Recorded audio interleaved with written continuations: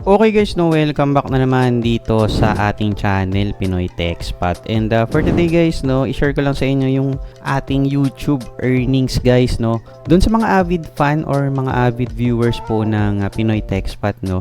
Kung maalala nyo guys, nag-upload na ako ng mga videos na related sa YouTube automation, no. And ito, bigyan ko kayo ng update dito sa aking YouTube automation channel guys, no. So ito is nasa sports niche and Tagalog guys yung language ng mga content nito. For February earnings guys, no, ito yung ating kinita, no. Meron na tayong estimated revenue na $300 guys. Meron tayong 307.8k views guys. And nadagdagan tayo last month ng 1.3k subscribers, no.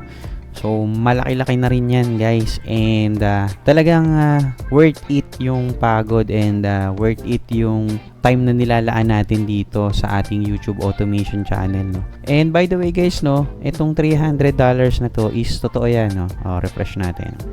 Legit yan guys, hindi po yan screenshot. Itong $301.10 na kinita natin last February guys is isang video lang yan. Isang video lang po ang nag-generate ng revenue na yan guys, no. So yung kumbaga yung potential guys dito sa YouTube is malaki rin guys, no. Kumbaga isang video and ito yung kikitain mo, not bad na, no. Kumbaga sapat na yan para magkaroon ka ng pera para pang-sustain mo sa pang-araw-araw mo guys, no. So compute natin kung magkano yung equivalent niyan sa peso, no. 301. So ayan guys, meron tayong 17,223.22 pesos, no. Ang palitan natin ngayon guys is 57 guys, no. 57.22 yung palitan natin ngayon. And balik tayo dito sa ating YouTube channel. So yan guys, yung ating revenue for month of February. Kung titignan naman natin guys yung ating lifetime. So yan, ito na yung kinita ng ating channel guys, no, lifetime earning. Magiging transparent ako sa inyo, yung 1,000 dito, $1,000 is hindi natin siya na-claim.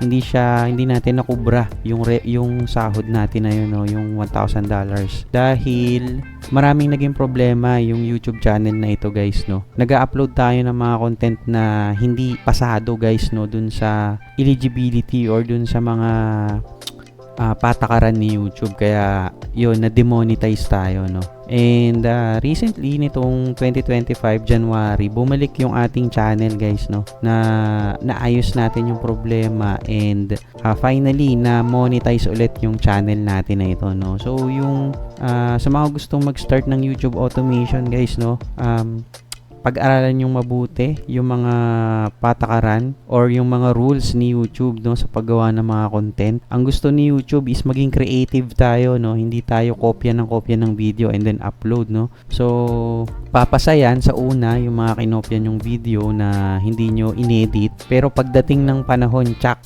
talagang kakatayin kayo ni YouTube pag hindi kayo sumunod or hindi nyo sinunod yung tamang proseso, no, at yung gusto na or yung mga laws or yung mga patakaran na gustong ma-maintain ni YouTube sa kanyang platform, no. So okay, no. So yan, medyo malaki na rin yan. Try nating tignan. 1,295.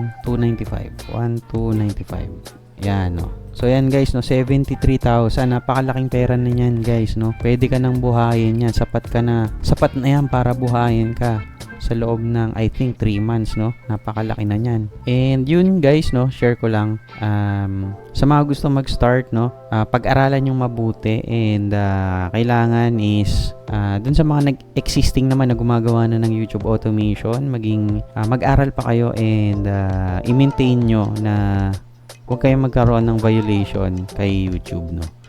Okay, so yun lang po muna guys and maraming salamat.